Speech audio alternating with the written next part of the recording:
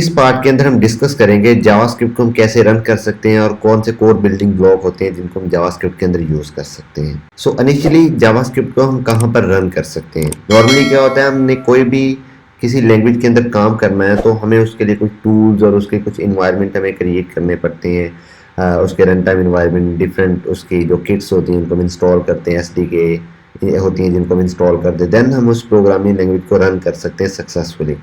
JavaScript के case में एक इंटरेस्टिंग चीज़ ये है कि जावास्क्रिप्ट को अगर आपने रन करना है तो आप इसको डायरेक्टली अपने ब्राउज़र के ऊपर भी रन कर सकते हैं। ये मैंने गूगल क्रोम ओपन किया है और यहाँ पर अभी मैंने कोई भी टूल ओपन नहीं किया। मैं सिंपल राइट क्लिक करूंगा, इंस्पेक्ट एलिमेंट के ऊपर आऊंगा और यहाँ पर मेरे पास आ रहा है कंसोल। मैं इसको क्लियर कर लेता हूँ और इसका थोड़ा साइज में इंक्रीज कर लेता हूँ।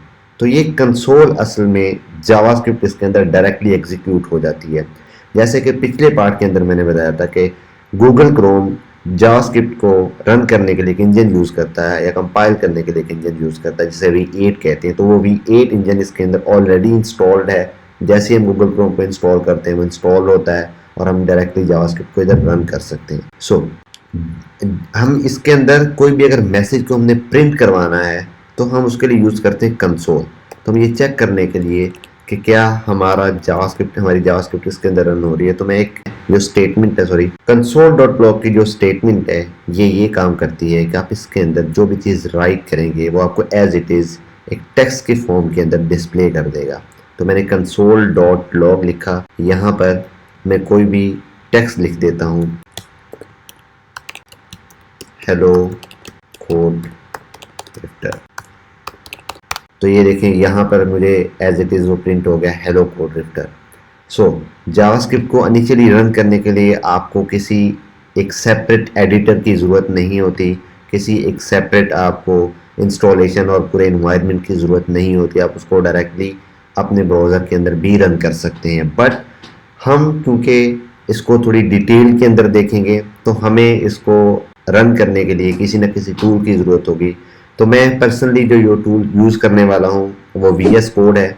VS कोड अगर आप लोगों के पास इंस्टॉल नहीं है तो उसकी इंस्टॉलेशन आप इजीली कर सकते हैं। जस्ट लिखें गूगल के ऊपर आकर VS कोड, यहाँ पर जाएं और जो भी आपके पास ऑपरेटिंग सिस्टम इंस्टॉल है वो मैक है, विंडो है या लिनक्स है, तो उसके अकॉर्डिंगली आप इस पर क्लिक करें और इसको इंस्टॉल कर लें। आपके पास इंस्टॉलेशन कंप्लीट हो जाएगी, देन आप उसको ओपन कर सकते हैं। सो मेरे पास क्योंकि ऑलरेडी इंस्टॉल है तो मैं इसको ओपन करूंगा, यहाँ पर आऊँगा और मैं यहाँ पर एक नई फाइल क्रिएट करूंगा। यहाँ पर लिखा हुआ है सिलेक्ट लैंग्वेज, मैं यहाँ से जावास्क्रिप्ट सेलेक्ट कर लूँगा, JS लिखूंगा जावास्क्रिप्ट। ये मेरे पास फाइल क्रिएट हो गई है। अब इसके अंदर मैं कुछ भी लिख सकता हूँ, जैसे कि मैं इसके अंदर लिख लेता हूँ console.log और हेलो कोड रिफ्टर। ओके, बट अभी मैं इसको रन नहीं कर पाऊंगा क्योंकि ये मैं ब्राउज़र के अंदर नहीं लिख रहा, मैं इसको VS कोड के अंदर लिख रहा हूँ, तो मैं इसको रन नहीं कर पाऊंगा। तो इसको रन करने के लिए मुझे क्या करना पड़ेगा, इसको रन करने के लिए मुझे Node.js को इंस्टॉल करना पड़ेगा। जैसे कि मैंने पिछले पार्ट के अंदर बताया था कि जावास्क्रिप्ट को आउटसाइड द ब्राउज़र रन करने के लिए हमें Node.js चाहिए होती है, जो हमें एक रन टाइम इन्वायरमेंट प्रोवाइड करती है, जिसकी मदद से हम आउटसाइड द ब्राउज़र अपनी जावास्क्रिप्ट को रन कर सकते हैं। सो Node.js की इंस्टॉलेशन का तरीका भी बहुत आसान है। आप सिंपल गूगल क्रोम के ऊपर जाएं, जो भी आप वेब ब्राउज़र यूज़ कर रहे हैं उसके ऊपर जाएं, वहाँ पर जाके आप टाइप करें Node.js। यहाँ पर आपको Node.js के ऊपर आप क्लिक करेंगे, ये सिंपल आपको इस तरह के 2 वर्जन नज़र आ रहे होंगे। तो आपने जब भी इंस्टॉल करना है, करंट वर्जन इंस्टॉल नहीं करना, आपने LTS वर्जन इंस्टॉल करना है। LTS का मतलब होता है लेटेस्ट स्टेबल वर्जन, जबकि जो करंट वर्जन होता है वो अभी आपका करंट सबसे जो लेटेस्ट वर्जन होता है वो होता है, बट स्टेबल नहीं होता। स्टेबल मीन्स उसके अंदर अभी सारे जो इश्यूज़ हैं वो फिक्स नहीं हुए, तो बहुत सारे इश्यूज़ चल रहे होते हैं, लोग उसका फीडबैक दे रहे होते हैं। तो ये आपने इंस्टॉल नहीं करना, आपने इनिशियली इंस्टॉल करना है Node.js LTS, जो कि 18.17.0 इस टाइम पे चल रहा है। आप इसके ऊपर क्लिक करेंगे, 2 चीज़ें, या तो आप डायरेक्टली यहाँ पर क्लिक करके इंस्टॉल कर सकते हैं, अदरवाइज़ आप यहाँ पर क्लिक कर सकते हैं अदर डाउनलोड। तो फिर आपका जो भी सिस्टम होगा आप उस सिस्टम के अकॉर्डिंगली इसको इंस्टॉल कर सकते हैं। अगर आपके पास ऑपरेटिंग सिस्टम विंडोज़ है, मैक है या लिनक्स है, तो जो भी आपके पास होगा आप उसके अकॉर्डिंगली इसको इंस्टॉल कर सकते हैं और आप इसकी बाइंड्रीज भी इंस्टॉल कर सकते हैं। ओके, मेरे पास ये ऑलरेडी इंस्टॉल है तो मैं इसकी इंस्टॉलेशन के ऊपर टाइम वेस्ट नहीं करूँगा। सो मैं नेक्स्ट स्टेप के ऊपर मूव ऑन कर दूँगा। और अगर आप लोगों के पास इंस्टॉल नहीं है तो आप इस वीडियो को पॉज करें, इंस्टॉल करें और वापस आकर इसको कंटिन्यू कर दें। सो अब इसको रन करने का क्या तरीकाकार होगा। इसको रन करने के लिए मैं एक टर्मिनल ओपन करूंगा। अगर आप मैक के ऊपर हैं तो आप सिंपली यहाँ पर जाएंगे टर्मिनल के ऊपर, आप इसके ऊपर क्लिक करेंगे तो आपका इस तरह से टर्मिनल ओपन हो जाएगा। अगर आप मैक के ऊपर नहीं भी हैं तो फिर भी आपको विंडोज़ के ऊपर भी यहाँ पर नज़र आ रहा होगा टर्मिनल, आप उसके ऊपर क्लिक करके टर्मिनल को ओपन भी कर सकते हैं। मैं आपको रिकमेंड करूँगा यहाँ पर साइड के ऊपर कमांड दी हुई होती है, आप उस कमांड को देखें, उस कमांड को यूज़ करें ताकि आपके कोड करने में एफिशिएंसी हो। सो हम यहाँ पर अब इसको जब मैं स्टार्ट करूँगा तो मैं यहाँ पर लिखता हूँ नोट। अब ये जो मेरी फ़ाइल है, इस फाइल का जो नेम है वो मैं इसको रीनेम कर लेता हूँ या मैं इसको बल्कि सेव कर लेता हूँ। मैं अपने ब्राउज़र के ऊपर आता हूँ और मैं यहाँ पर आके एक फ़ोल्डर क्रिएट करूँगा। आप भी फ़ोल्डर इस तरह से क्रिएट कर सकते हैं। मैं इस फोल्डर का नेम दे देता हूँ, अगर आप विंडो के ऊपर है तो न्यू फोल्डर करके आप क्लिक कर सकते हैं। आपके लिए ज़रूरी नहीं है कि आप फोल्डर के ऊपर इस तरह से आके इसको क्रिएट करें। अगर आप करना चाहें तो उसकी कमांड होती है MKDIR और उसके बाद आप फोल्डर का नेम रख सकते हैं। मेरे पास ये ऑलरेडी एग्जिस्ट कर रहा है तो मैं सिंपल इसके अंदर मूव ऑन कर दूंगा। आपके पास यहाँ पर आएगा, कुछ भी शो नहीं होगा तो इट मीन्स आपका वो क्रिएट हो चुका होगा। तो नेक्स्ट कमांड आपने भी यही रन करनी है जो भी मैं रन करने वाला हूँ। सिंपल आप इस तरह से कमांड रन करेंगे तो आप इसके अंदर चलेंगे और यहाँ पर अब मैं करूँगा फाइल इनिशियली क्रिएट। तो सबसे पहले तो मैं इसको कोड के अंदर ओपन कर लूँगा, VS कोड के अंदर। तो VS कोड के अंदर किसी फोल्डर को ओपन करने के लिए आप बड़ा इजीली कोड डॉट लिखेंगे, लेकिन मैं चाहता हूँ कि मैंने इसके अंदर, क्योंकि ये जावास्क्रिप्ट का पूरा कोर्स है, ट्यूटोरियल है, तो मैं यहाँ पर एक और फोल्डर क्रिएट कर लेता हूँ। मैं लिखता हूँ MKDIR और JS लर्निंग के नाम से मैंने एक फोल्डर क्रिएट कर दिया। मैं अब CD करके जाऊँगा JS लर्निंग और मैं इसके अंदर चला गया। अब मैं लिखूँगा कोड डॉट, तो ये मेरा फोल्डर ओपन हो जाएगा। मैंने इसको यहाँ पर ओपन कर लिया। अब मैं इसके अंदर एक फाइल क्रिएट करूँगा। यहाँ पर आके मैं इस पर क्लिक करूँगा और मैं इसको लिख देता हूँ index.js। ये मेरी फाइल क्रिएट हो चुकी है। इनिशियली ये चेक करने के लिए कि मेरी फाइल भी क्रिएट हो चुकी है और मेरा जो कोड भी है सक्सेसफुली रन हो रहा है, तो मैं इसके लिए कहूँगा console.log, जैसे कि मैंने पहले बताया था। यहाँ पर हम लिखते हैं और टर्मिनल को ओपन करने के लिए अगर आप मैक के ऊपर हैं तो या तो आप यहाँ से जाके ओपन कर सकते हैं, विंडो में भी इस तरह से ओपन कर सकते हैं। सेकेंडली उसकी कमांड होती है कंट्रोल और आपके ESC के बटन के नीचे एक बैक टिक का बटन होता है, आप उसको क्लिक करेंगे तो ये ओपन हो जाएगा। और अब मैं यहाँ पर लिखता हूँ, अब आउटसाइड द ब्राउज़र इसको रन करने का तरीका क्या होता है, क्योंकि अब आप नोड इंस्टॉल कर चुके होंगे तो आपने लिखना है नोड और उसके बाद स्पेस देकर अपनी फाइल का नेम दे देना है, जिस फाइल को भी आप रन करना चाहते हैं। तो इस टाइम हम जिस फाइल को रन करना चाहते हैं उस फाइल का नाम है index.js। सो अगर आप देखें तो यहाँ पर हेलो कोड्रिफ्ट लिखा हुआ आ रहा है जैसे हम एक्सपेक्ट कर रहे थे।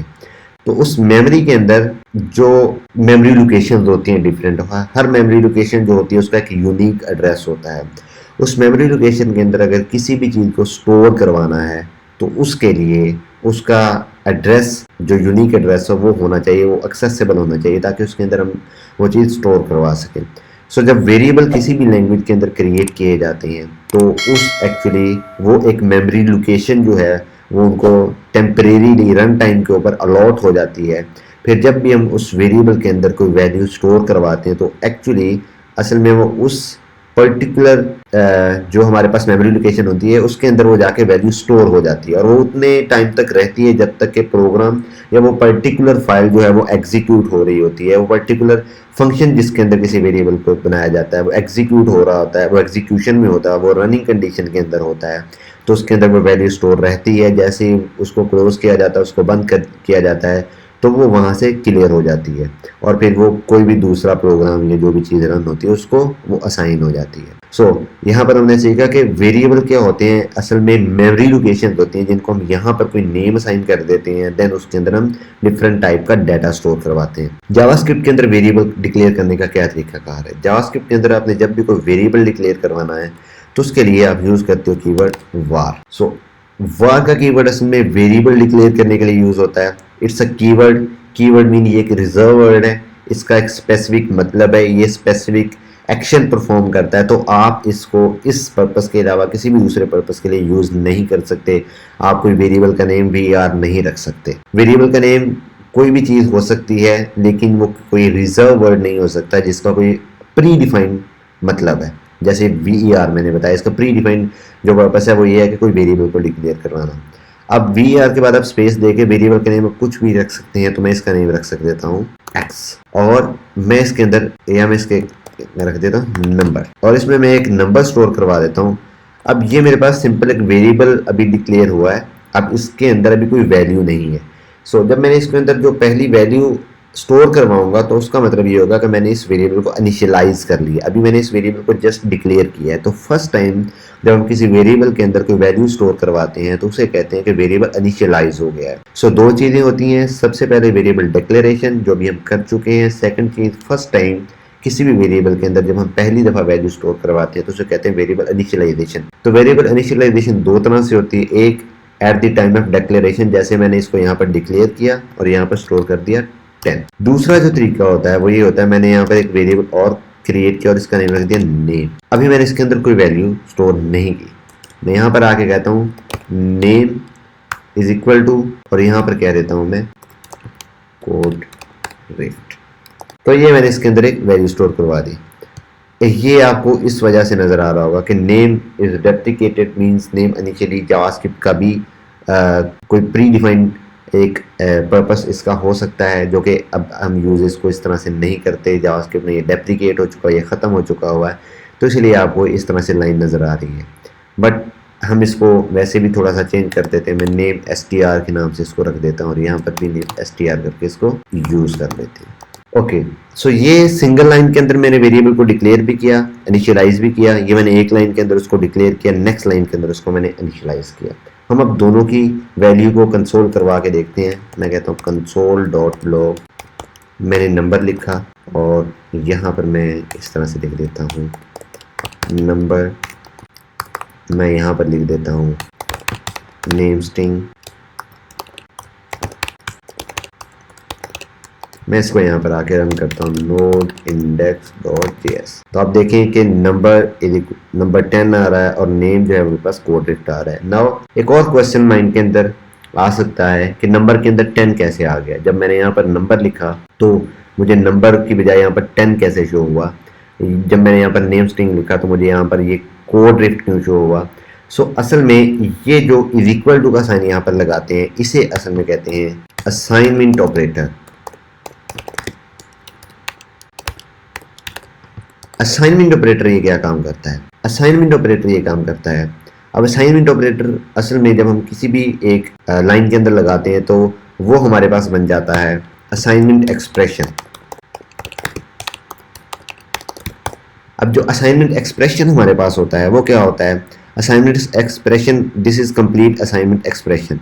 अब असाइनमेंट एक्सप्रेशन की एक लेफ्ट साइड होती है, एक राइट साइड होती है। लेफ्ट साइड के ऊपर कोई भी वेरिएबल का नेम होता है जिसके अंदर कोई ना कोई वैल्यू स्टोर होती है। असाइनमेंट ऑपरेटर की राइट साइड के ऊपर कोई एक हमारे पास कोई वैल्यू भी हो सकती है या कोई एक ऐसा एक्सप्रेशन भी हो सकता है कि जो जब पूरा एग्जीक्यूट होता है तो वो आपको सिंगल वैल्यू रिटर्न करता है, तो वो सिंगल वैल्यू देन इधर आके आपके वेरिएबल के अंदर स्टोर हो जाती है। तो बेसिकली इस असाइनमेंट ऑपरेटर का पर्पस ये हुआ लेफ्ट साइड के ऊपर जो भी वैल्यू उसको मिलेगी उसको राइट साइड के ऊपर वाली वैल्यू के अंदर स्टोर कर देना है। सॉरी, जो राइट साइड के ऊपर उसको जो भी वैल्यू मिल रही है उसको लेफ्ट साइड के अंदर वेरिएबल में स्टोर कर देना है। तो ये असाइनमेंट ऑपरेटर का बेसिकली काम होता है। तो यहाँ पर क्या हुआ कि हमारा जो एक 10 हमने बनाया था, तो इस असाइनमेंट ऑपरेटर ने इस 10 को इस नंबर के अंदर स्टोर करवा दिया। अगेन सिमिलर यहाँ पर इस असाइनमेंट ऑपरेटर ने इस कोड रिफ्ट को यहाँ पर आके स्टोर करवा दिया। सो जब हमने इसलिए यहाँ पर इसको कंसोल करवाया तो कंसोल में हमें ये दो चीज़ें यहाँ पर नज़र आना शुरू हो गई। सो ये बेसिक सा ओवरव्यू हो गया हमारे पास कि वेरिएबल किस तरह से हम लोग डिक्लेयर कर सकते हैं। अब यहाँ पर there is another question, normal जो बाकी लैंग्वेजेस के अंदर होता है, अगर किसी ने भी किसी दूसरी लैंग्वेज के अंदर काम किया हो तो हम नॉर्मली अपने वेरिएबल की डाटा टाइप्स बताते हैं जो कि हम यहाँ पर नहीं बता रहे। तो जावास्क्रिप्ट के अंदर क्या होता है, वेरिएबल की डाटा टाइप्स डिफाइन नहीं की जाती, रन टाइम के ऊपर वो डाटा टाइप ऑटोमेटिकली असाइन हो जाती हैं और वो कैसे जो वैल्यू उनके अंदर स्टोर होती है उसके अकॉर्डिंगली वो अपनी डाटा टाइप को एडजस्ट कर लेते हैं। अगर यहाँ पर आप VS कोड के ऊपर देख रहे हो तो आपको नंबर, ये कॉलम के बाद जो टाइप नज़र आ रही है वो नंबर आ रही होगी, तो ये नंबर डाटा टाइप बन गई। और अगर मैं यहाँ पर आऊँ तो यहाँ पर आके ये स्ट्रिंग की डाटा टाइप है। अब हमने अगर ये देखना है कि हमारी डाटा टाइप क्या है, तो हमारे पास एक कीवर्ड होता है टाइप ऑफ का, तो हम लिखते हैं टाइप ऑफ। टाइप ऑफ के बाद हम किसी भी वेरिएबल का नेम दे देते हैं। तो नॉर्मली अगर हम किसी भी वेरिएबल का नेम देते हैं तो उसके अंदर की वैल्यू आती है, लेकिन जब हम टाइप ऑफ और आगे वेरिएबल का नेम देते हैं तो वो हमें उसकी डाटा टाइप रिटर्न करता है। अभी मैंने सिर्फ टाइप ऑफ लगा के नंबर लिखा है। अब नेक्स्ट स्टेप में मैं टाइप ऑफ और दूसरा जो लाइन है उसमें मैंने टाइप ऑफ के बगैर नेम स्ट्रिंग लिखा है। हम यहाँ पर इसको दोबारा से रन करते हैं तो यहाँ पर आप देख सकते हैं कि हमारे पास नंबर के बाद आ रहा है नंबर, क्योंकि इसने इसकी डाटा टाइप को हमें यहाँ पर बता दिया, और नेम में हमारे पास वैल्यू आ रही है क्योंकि इसने इसके अंदर की वैल्यू को दिखाया। तो मैं यहाँ पर भी लगा देता हूँ टाइप ऑफ, और अब चेक करते हैं हम यहाँ पर। तो यहाँ पर देखें उसकी डाटा टाइप स्ट्रिंग है। तो जैसे मैंने बताया था कि डाटा टाइप रन टाइम के ऊपर डिसाइड हो जाती है, जैसे उसके अंदर कोई वैल्यू स्टोर होती है तो वो उस वैल्यू के अकॉर्डिंगली वेरिएबल की डाटा टाइप सेट हो जाती है जावास्क्रिप्ट के अंदर। सो ये तो फर्स्ट बिल्डिंग ब्लॉक हो गया वेरिएबल्स। तो हम वेरिएबल को किस तरह से बनाते हैं, उनको हम किस तरह से यूज़ कर सकते हैं। अब दूसरी चीज़, कितनी तरह की डाटा टाइप्स होती हैं जो हम यूज़ करते हैं अपने जावास्क्रिप्ट के अंदर। तो जावास्क्रिप्ट के अंदर जो यूज़ होने वाली डाटा टाइप है, हम नंबर यूज़ कर सकते हैं, हमारे पास स्ट्रिंग्स होती हैं, नंबर्स में इंटीजर्स भी आ जाते हैं, decimal point, floating point numbers वाले हमारे पास नंबर्स भी आ जाते हैं, स्ट्रिंग में हर तरह की हमारे पास स्ट्रिंग आ जाती है। देन ऑब्जेक्ट्स होते हैं, उसके बाद ये वो तीन और बुलियन। सो ये हमारे पास डाटा टाइप जो बेसिक डाटा टाइप्स हैं, इसके अलावा भी डाटा टाइप्स होती हैं, लेकिन जो बहुत बेसिक डाटा टाइप्स हैं वो ये हैं number, string, object and Boolean. ये हम डाटा टाइप बेसिकली यूज करते हैं यहाँ पर अपने जावास्क्रिप्ट के अंदर। अब दो डाटा टाइप मैंने आपको बता दिया, हमारे पास नंबर और हमारे पास जो स्ट्रिंग है। बुलियन डाटा टाइप क्या होती है, कोई भी वेरिएबल जो जब हम उसको डिक्लेयर करवा के उसकी कोई भी वैल्यू रख देते हैं, ट्रू या फॉल्स। तो जो बुलियन होता है वो हमेशा आपको ट्रू या फॉल्स रिटर्न करता है। तो कोई भी वेरिएबल जिसके अंदर ट्रू स्टोर हो या फॉल्स स्टोर हो तो उसकी जो डाटा टाइप होती है वो हमारे पास बुलियन होती है। तो यहाँ पर मैं अगर आके इस जगह के ऊपर इस चेक लिख दूँ तो यहाँ पर आप देखेंगे कि जो डाटा टाइप आ रही है, ओके, आप इसकी डाटा टाइप देख सकते हैं, इसकी डाटा टाइप बुलियन है। सो नाउ नेक्स्ट क्वेश्चन आता है कि हमारे पास ऑब्जेक्ट डाटा टाइप किन चीज़ों की होती है, कौन सी ऐसी चीज़ है जिसकी हम डाटा टाइप को ऑब्जेक्ट कह सकते हैं। सो ऑब्जेक्ट, बहुत सारी ऐसी चीज़ें जिनके डाटा टाइप्स को हम ऑब्जेक्ट कह सकते हैं। फॉर एग्जाम्पल, मैं कोई अरे बनाता हूँ तो यहाँ पर हम अरेज को भी डिक्लेयर करना एटलीस्ट सीख लेंगे। तो सबसे पहली चीज़ तो ये है कि अरे को जब आपने डिक्लेयर करना है या बनाना है तो पहले तो वेरिएबल डिक्लेयर करने के लिए आप VAR लिखेंगे, यानी कि वेरिएबल आप डिक्लेयर करने का ये मैकेनिज्म है। देन आप उसका नेम दे देते हैं, मैं ARR दे देता हूँ। और उसके बाद जैसे मैंने बताया था कि रन टाइम के ऊपर डिसाइड हो जाए, तो अगर मैं इसके अंदर कोई अरे स्टोर करूँगा तो इसकी ऑटोमेटिकली जो डाटा टाइप है वो ऑब्जेक्ट बन जाएगी। No, it's an interesting. अरे की डाटा टाइप अरे नहीं होती, अरे की डाटा टाइप ऑब्जेक्ट होती है। ऑब्जेक्ट मैंने कहा डिफरेंट तरह के हो सकते हैं, अरे को भी हम एक ऑब्जेक्ट कहते हैं, जेसन का जो एक ऑब्जेक्ट आता है उसे भी ऑब्जेक्ट कहा जाता है। और इंटरेस्टिंगली एक और चीज़ जो मैं इस स्टेप के बाद आपको दिखाऊंगा, देयर इज अनदर वैल्यू जिसकी डाटा टाइप ऑब्जेक्ट होती है। अब मैं यहाँ पर सिंपल टाइप ऑफ ARR करता हूँ तो यहाँ पर आप देखेंगे कि हमारे पास जो फर्स्ट डाटा टाइप में ऑब्जेक्ट आ रहा है, जबकि मैंने यहाँ पर क्या करवाया हुआ है, मैंने यहाँ पर अरे इसके अंदर बनाई थी जो स्टोर करवाई थी, तो उसकी डाटा टाइप में हमें ऑब्जेक्ट नजर आ रहा है। इंटरेस्टिंग चीज जो मैंने आपको बतानी थी, अगर हमारे पास कोई ऐसा वेरिएबल है जिसके अंदर कोई चीज स्टोर नहीं है तो हम इसमें स्टोर करवा सकते हैं नल। हम किसी नल एक वैल्यू भी स्टोर करवा सकते हैं। अब नल एक प्री डिफाइंड वैल्यू है और इसकी जो डाटा टाइप है वो भी ऑब्जेक्ट है। मैंने यहाँ पर जैसे टाइप ARR ही लिखा हुआ है टाइप ऑफ, और यहाँ पर मैंने नल स्टोर करवा दिया, तो अगर आप इसकी डाटा टाइप देखें तो वो ऑब्जेक्ट आ रही है, नल नहीं आ रही, स्ट्रिंग नहीं आ रही और इस तरह की कोई चीज़ नहीं आ रही, जबकि मेरे पास इसकी जो डाटा टाइप है वो नल आ रही, सॉरी ऑब्जेक्ट आ रही है ना। हमारे पास दो तरह की डाटा टाइप्स होती हैं जावास्क्रिप्ट के अंदर, एक को हम कहते हैं परमिटिव डाटा टाइप्स और एक को हम कहते हैं non primitive data type. Primitive data types क्या होती हैं? Primitive data types number, string, boolean, null, undefined, इन सारी वैल्यूज को हम परमिटिव डाटा टाइप्स कहते हैं। ये वैल्यूज अल्टर नहीं हो सकती, चेंज नहीं हो सकती और ये प्री डिफाइन होती हैं। जबकि जो दूसरी तरह की डाटा टाइप्स हैं उन्हें हम नॉन परमिटिव डाटा टाइप्स कहते हैं या उन्हें रेफरेंस टाइप डाटा टाइप्स भी कहा जाता है। अब रेफरेंस टाइप डाटा टाइप्स या नॉन परमिटिव डाटा टाइप्स ऐसी होती हैं जिनको चेंज किया जा सकता है, जिनको अल्टर किया जा सकता है। अब इसका क्या मतलब है कि किसी वैल्यू को चेंज नहीं किया जा सकता और किसी वैल्यू को चेंज किया जा सकता है। सो परमिटिव डाटा टाइप्स जैसे कि मेरे पास कोई वेरिएबल है और मैंने उसके अंदर कोई वैल्यू स्टोर करवा दी। मेरे पास एक वेरिएबल है नंबर और उसके अंदर मैंने 10 स्टोर करवा दिया। अब 10 ऑल्टर नहीं होगा इटसेल्फ। मैं नंबर के अंदर कोई दूसरी वैल्यू तो स्टोर करवा सकता हूँ, वो वैल्यू इटसेल्फ कंप्लीटली चेंज हो जाएगी, बट कोई एग्जिस्टिंग वैल्यू जैसे 10 है तो 10 को मैं इटसेल्फ ऑल्टर नहीं कर सकता।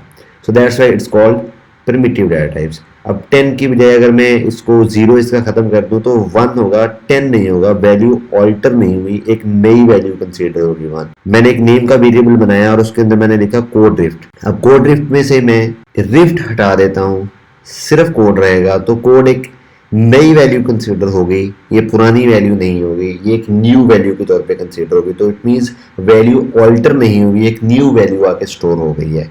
ऑन दी अदर हैंड जिन्हें हम प्रिमिटिव डाटा टाइप्स कहते हैं, तो जिन्हें हम नॉन प्रिमिटिव या रेफरेंस टाइप डाटा टाइप्स कहते हैं। तो फॉर एग्जांपल मेरे पास एक अरे है और मैंने उस अरे के अंदर कुछ वैल्यू स्टोर करवाई हुई है।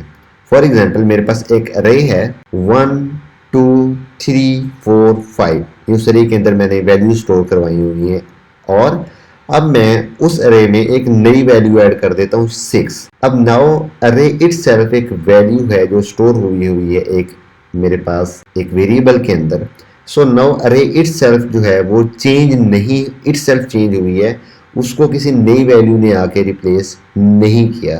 तो जो एग्जिस्टिंग अरे है उसके अंदर कोई नई चीज़ ऐड हो गई है, उसके अंदर से हम उस किसी नई चीज़ को, किसी एग्जिस्टिंग वैल्यू को रिमूव कर सकते हैं। मैं ये चाहता हूँ कि मेरे इंडेक्स 2 के ऊपर जो वैल्यू पड़ी हुई है मैं उसको वहाँ से रिमूव करना चाहता हूँ, मैं उसको वहाँ से रिमूव कर सकता हूँ, बट अरे स्टिल एग्जिस्ट कर रही है अपनी शेप के अंदर। जो अरे का एक्चुअल जो मेरे पास जो मैंने इनिशियल अरे उसके अंदर स्टोर करवाई थी वो अभी भी उसका रेफरेंस मेरे पास पड़ा हुआ है। So it's called reference type या नॉन प्रिमिटिव डाटा टाइप्स, जिनको हम ऑल्टर कर सकते हैं, जिनको हम चेंज कर सकते हैं। और ये बहुत इंपॉर्टेंट कॉन्सेप्ट है, आगे जाके हम इसको देखेंगे कि ये कैसे इंपॉर्टेंट है और इसको यूज़ करने का कौन कौन से इफेक्टिव तरीके हैं। दूसरी चीज जो नॉन परमिटिव डाटा टाइप्स के बारे में बताता चलो कि नॉन परमिटिव डाटा टाइप्स के अपने कुछ फंक्शंस होते हैं जिनको हम परफॉर्म करते हुए उनके ऊपर डिफरेंट एक्शंस परफॉर्म कर सकते हैं, जबकि जो परमिटिव डाटा टाइप्स होती हैं उनका अपना कोई भी इस तरह का प्री डिफाइंड एक उनके ऊपर फंक्शन आप परफॉर्म नहीं कर सकते। जैसे हमारे पास एक नंबर है, सो नंबर के ऊपर हम कोई भी इस तरह का इवेंट परफॉर्म नहीं कर सकते जो नंबर इटसेल्फ हमें प्रोवाइड करता हो। सो ये एक और चीज़ थी जो परमिटिव और नॉन परमिटिव डाटा टाइप्स के अंदर जो हमारे पास डिफरेंस होता है। सो ये था इस वीडियो के इस पूरी वीडियो में हमने जो डिस्कस किया, हमने वेरिएबल्स को डिस्कस किया, हमने वेरिएबल डिक्लेरेशन को डिस्कस किया, इनिशियलाइजेशन को डिस्कस किया, डिफरेंट डाटा टाइप्स को डिस्कस किया, परमिटिव और नॉन परमिटिव डाटा टाइप्स के अंदर हमने डिफरेंस देखा। नेक्स्ट वीडियो के अंदर हम अरेज और ऑब्जेक्ट को डिस्कस करेंगे कि अरेज को हम किस तरह से डिक्लेयर करवाते हैं, ऑब्जेक्ट को हम किस तरह से डिक्लेयर करवाते हैं, अरे को हम किस तरह से यूज कर सकते हैं, कौन कौन से डिफरेंट फंक्शन होते हैं। तो मिलते हैं अगली वीडियो।